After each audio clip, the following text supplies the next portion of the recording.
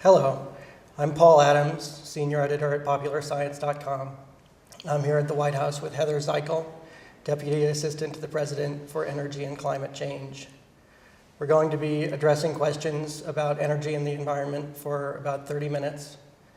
We've chosen some questions from Popular Science readers, but we'll also be taking your questions live on Twitter using the hashtag WHChat. Heather, thank you for being with us. Thank you. I'm happy to be here. The first question is from Wayne, who asks, a significant portion of the population doesn't believe that human-caused climate change is real. Do you see that as an obstacle, and how do you approach it? I think, as you heard from the President last night, as we look at growing body of scientific evidence, the need for action is now. The President talked about not only the importance of acting, but also the fact that we have a number of tools available to us within the federal government that will allow us to transition to a clean energy economy, but also do that in a way that makes sense from a job creation perspective, and ultimately with the goal of reducing greenhouse gas emissions. Matt190 asks, how much of the climate issues do you think are going to be solved by legislation, and how much by new technological solutions? I think, when the President talks about an all-of-the-above approach to these challenges, I think certainly we're going to, the administration has thought strategically about a long-term policy. We know today that we have the ability to utilize renewable sources that bring us carbon-free energy, but we also know that we need to continue to invest in research and development for the future technologies. One of the things that the President specifically highlighted in the State of the Union last night was the importance of developing an energy security trust. This is a $2 billion trust that can be generated by revenues from development of oil and gas on our federal lands, but that funding can specifically be set aside for investing in advanced R&D technologies that will allow us to back oil out of the transportation sector. As an administration, going back to this all of the above approach, we have doubled down on the opportunities around renewables as well as energy efficiency, but we've also made historic investments in research and development. And some of the programs at the Department of Energy, our first of its kind ARPA-E program, for example, is looking at some of the nation's toughest energy and climate challenges and really focusing on the research and development that we're going to need over the long term. There's no silver bullet solution to our nation's energy and climate challenges. We need to, as the President talks about, really embrace an all-of-the-above approach. Speaking of R&D, Steve Brown from Facebook says, what is your administration's view on the potential of the molten salt reactor fueled by thorium developed at Oak Ridge National Laboratory to provide energy cheaper than coal, end carbon emissions, make America energy independent, and create millions of jobs in the energy and manufacturing sectors of the economy? Well, I can't speak specifically to the merits of the project. What I can tell you is, we really, as an administration, view the intersection between energy and climate policy is something that's key, as the questioner asks or demonstrates. It's key to our ability to create jobs and economic security. It's key to our national security, and it's key really to protecting our environment. I think what, as an administration, we have focused on is really recognizing that in the near term we're going to have to continue to develop safely and responsibly our domestic oil and gas resources, but we also need to pull those technologies, wind, solar, geothermal. We need to double down on the opportunities around energy efficiency and really do that through the lens of what is in the best interest of this nation going forward as we think about our energy and climate objectives. Right now, Kate Johnson asks, the President in the State of the Union offered natural gas as a clean alternative to oil, but what about fracking and other dangers to our environment? Thank you for your question, Kate. Obviously, as we think about natural gas production, and I think the president even mentioned this last night, that production cannot come at the expense of our air, our water, and our other natural resources. That's why this administration has focused on doing a few things. First and foremost, for the first time ever, for the development that's happening on federal lands, natural gas development and fracking that's happening on federal lands, we are working right now on a new regulation that will enhance integrity of the well, address water management issues, and deal with some public disclosure issues. All of those are very key policy components as we think about natural gas fracking. The other key area around this is just additional and ongoing research and development to look at some of those environmental aspects, some of the public health aspects, and really pursue and double down on opportunities to ensure that we are developing this resource safely and responsibly. I think at the end of the day, we believe as an administration we have the ability to develop this robust resource safely and responsibly. And the good thing about natural gas, certainly as we're thinking about our climate objectives, is that it is the cleanest burning fossil fuel, and certainly to date, some of the progress that this country has actually made in terms of reducing greenhouse gas emissions has come from natural gas. So, as we are thinking about the long term and thinking about what we need to do to really transition to a low carbon economy, this administration very much believes that there is an opportunity and a role for natural gas to play. Another question about new technology from Alexander Yale. Why is the only major experimental fusion reactor in the US, the NIF, being used for weapons testing? Again, I can't speak specifically to that reactor, but what I can tell you is, from the very beginning days of this administration, we have placed a premium on the Department of Energy and ongoing research and development. One of the programs that we were able to stand up in the very first year of this administration was a program that was funded after the DARPA initiative at the Defense Department. It's known as the ARPA-E program at the Department of Energy, and it is very much focused on solving some of our nation's largest energy challenges, looking at nuclear power, looking at, and from my perspective, one of the most exciting programs that we have going on at ARPA-E is the work around electrification and batteries. We have made significant progress in the United States, both in terms of increasing the manufacturing capacity and creating jobs around batteries, but we've also been able to really improve the technology over time and bring the cost down. That's good for consumers, but ultimately electrification and utilization of batteries, specifically in the transportation fleet, allows us to not only reduce significantly our dependence on foreign oil, but also to reduce dangerous carbon pollution. I have a question from Jeff Oath, O-E-T-H. Jeff asks, is there a plan to end subsidies to big oil? Well, Jeff, I have a similarly difficult last name to pronounce, so I appreciate that. I also appreciate your question. This is something when we are having making incredibly difficult decisions in Washington about what programs to cut. How do we choose some health programs over education programs? That is all done at the same time. The oil and gas industry is getting $4 billion in tax breaks each year. The president has called on Congress to roll those tax breaks back. Each and every year that he's been in office, he's proposed in his budget to eliminate those breaks, and that's something that we are going to continue to work on in the days and weeks ahead.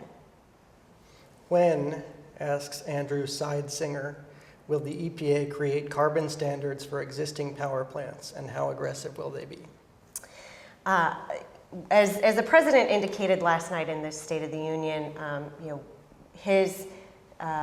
he called on Congress to act and pass comprehensive energy and climate legislation, but also underscored the fact that we really can't wait given the climate imperative. He called on his Congress, on his cabinet to identify additional executive actions that the administration can take to do three key things. First, to reduce greenhouse gas emissions. Second, to increase resiliency and preparedness for cities.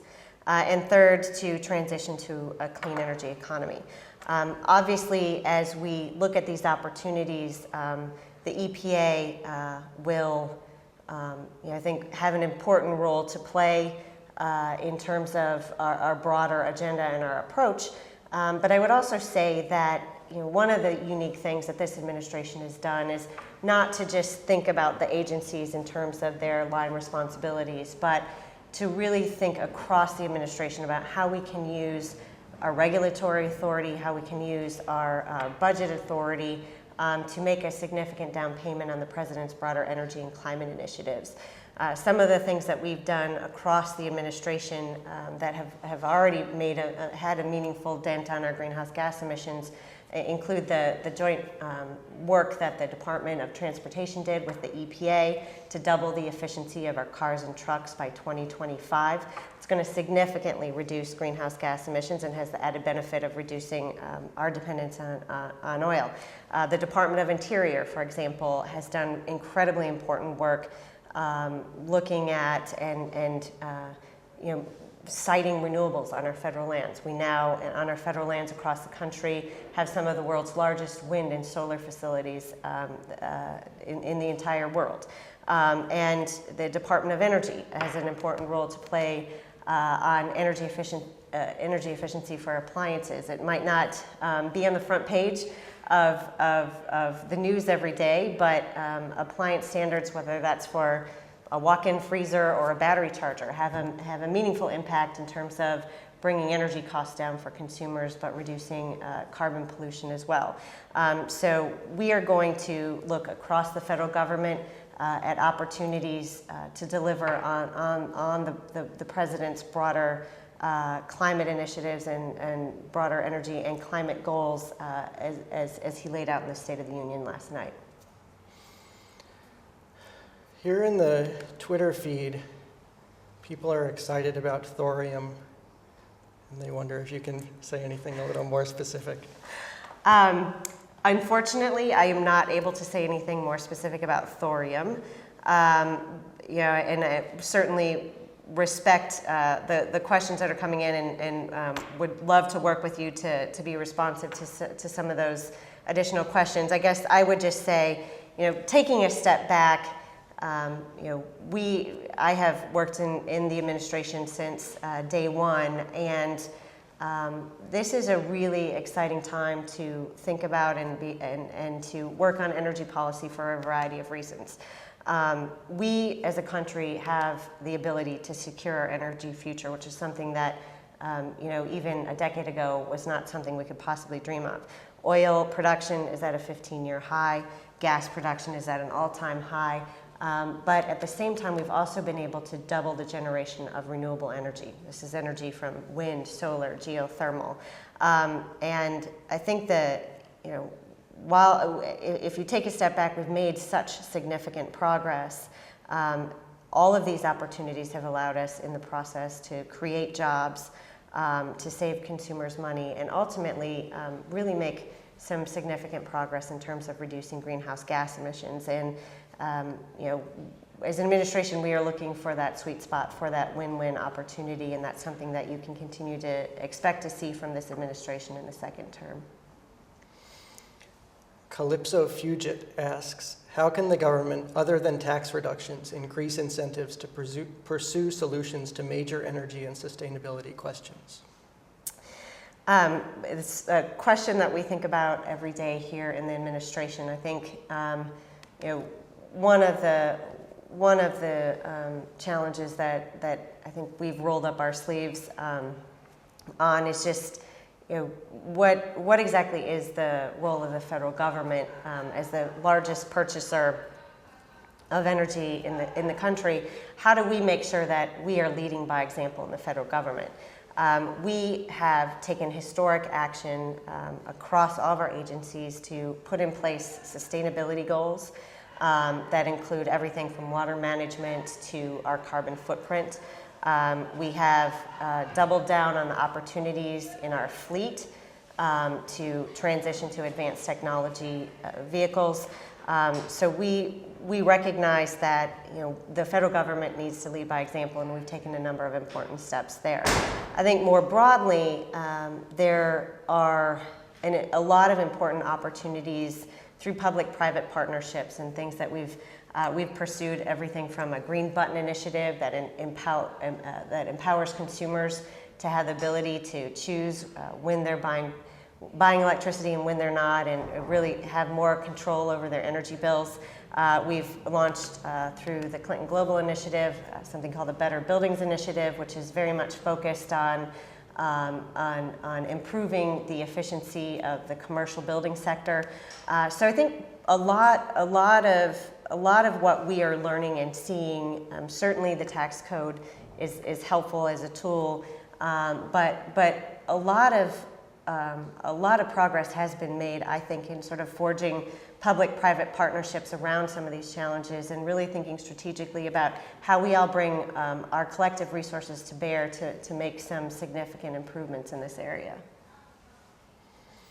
Ms. Ward says, the fact is that the climate is going to continue to show change. What can the government do to prepare for that? Absolutely true statement, and I think part of what there's broad recognition in the federal government that we need to prepare. As you think about the climate challenge, there's mitigation and adaptation. Mitigation is what you need to do in order to reduce greenhouse gas emissions, and on the adaptation side, the question is, how do we work with communities and states to prepare at the federal level to prepare for a changing climate? We have just last week, in fact, released some of the first climate preparedness plans for on an agency-by-agency basis. That's going to be guiding decisions for everybody from the Department of Interior to the Department of Energy and EPA and more. I think the next set of activities that we are focused on is sort of the work that Secretary Donovan is doing around rebuilding after Superstorm Sandy. What are the lessons learned? How do we apply those more broadly?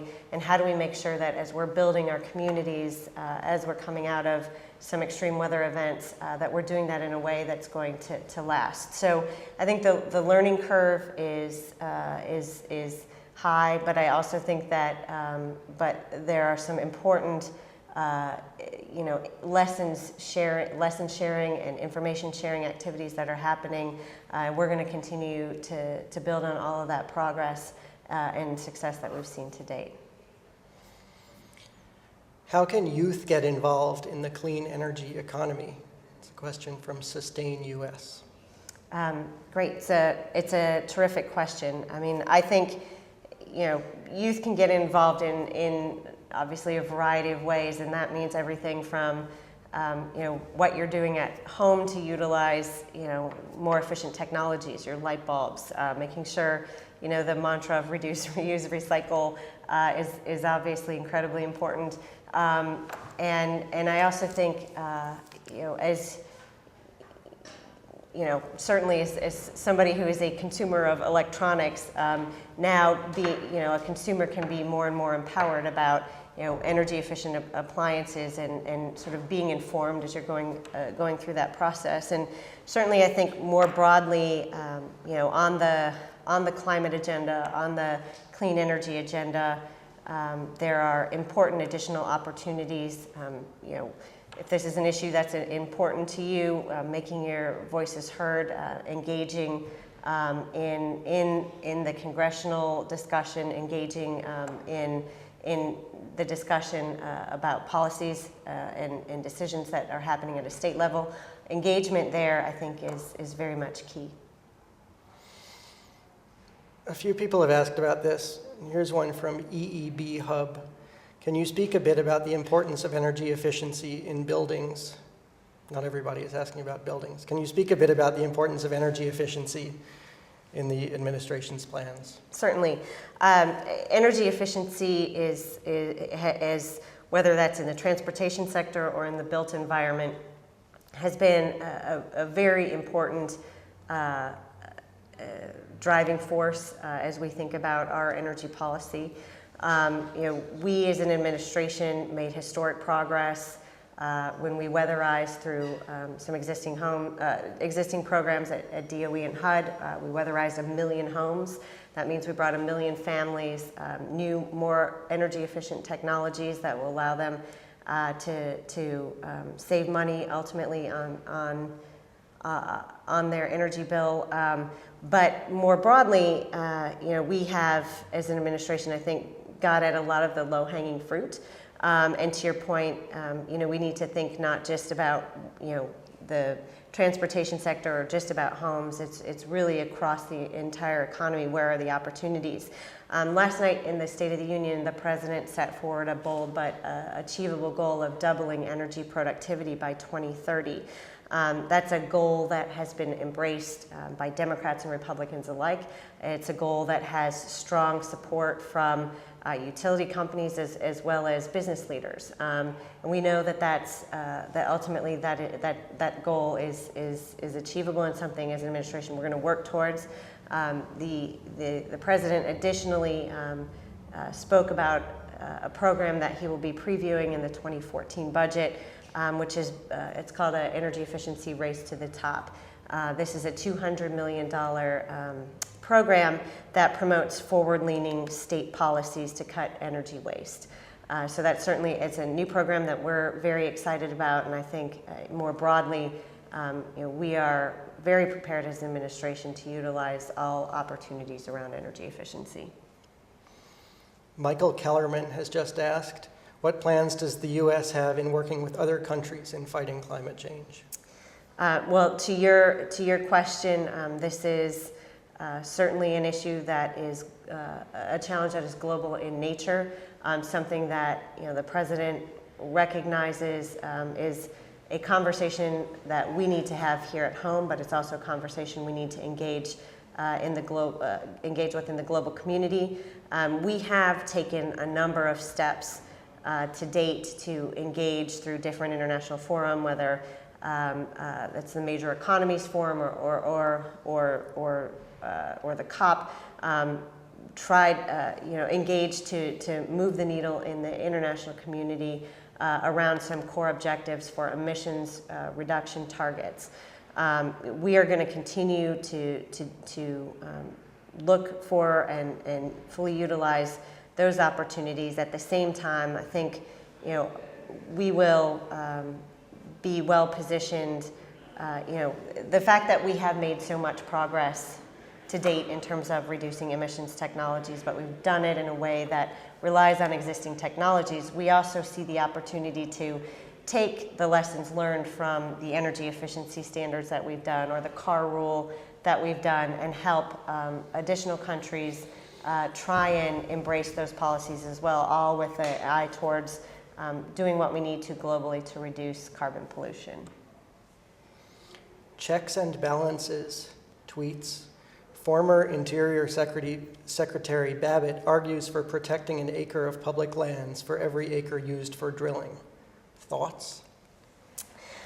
Certainly, this administration has pursued a very robust set of policies around the conservation agenda, specifically through Secretary Salazar at the Department of Interior. We've used the Antiquities Act. We've established new national park units. And I think have really tried to strike the right balance in terms of additional leasing, but paired with setting aside additional crown jewels from our public land system, and that's with an eye towards a conservation legacy and protecting those areas of environmental sensitivity. And I think as much progress as we made in the first term, we have many opportunities to build on that record of progress in the second term, and certainly would expect to see more in that vein from the incoming and new Secretary of Interior. Liz Swafield asks on Facebook, how is this administration going to make long-term plans for environmental conservation and renewable energy stick when we are bogged down by short-term politics and polarized political parties? Thank you for your question. The interesting thing about energy policy is that while it's easy to paint everything as controversial and difficult, I think if you look at some of the core components of our energy and climate agenda, there are areas of bipartisan agreement. I mentioned the energy efficiency goals that have bipartisan support. I mentioned the President's Energy Security Trust Fund and the work that would ultimately do to help wean our cars and trucks off of oil. Again, another concept with bipartisan support. It wasn't all that long ago, just at the end of the year, when a very critical decision was made to a very large extent meant life or death for many in the wind sector, and that was a decision over whether or not we were going to extend what's known as the production tax credit for wind power. It expired at the end of 2012, and because it was expiring, there was no certainty and predictability for the industry. So we were hearing reports from across the country that decisions were being made to lay off workers. Congress came together. I mean, you had everybody from Karl Rove to President Obama supporting the extension of the production tax credit, which certainly isn't a policy initiative that in a group of supporters that you see on a daily basis. But Democrats and Republicans came together and got the extension done. I think that was just literally a matter of weeks ago, and demonstrates that there are opportunities in the clean energy arena that are not red versus blue issues, but instead they're green issues. And I think the key goal for us is to continue to identify where those opportunities are. And in some cases it might be more incremental than we want it to be, but I think building on where we know we have areas of bipartisan agreement, looking at opportunities around renewables and energy efficiency, all of those things have a history of bipartisan support, and we're going to continue to double down on those opportunities. A question from Rabbits. In the consumer's mind, clean energy often translates to more expensive energy. What is the plan to mitigate that? Thank you. Thanks for your question. I spent the beginning of this interview talking a lot about the research and development that the administration is investing in through the Department of Energy.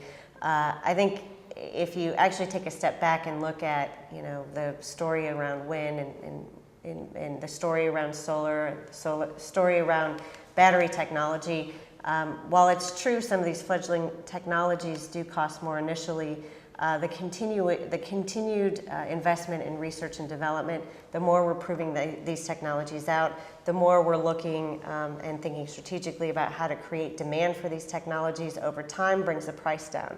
We have a great story to tell about some of the renewables I just mentioned, and I think we are well positioned to only see more successes and improvements in those areas, and certainly as an administration, that's what we're going to focus on. This is the last question we have time for. It is from Cliff Ransom, who happens to be a Popular Science editor. Cliff asks, what is the most audacious yet still plausible idea in energy right now? Wow, that's putting me on the spot. Look, I think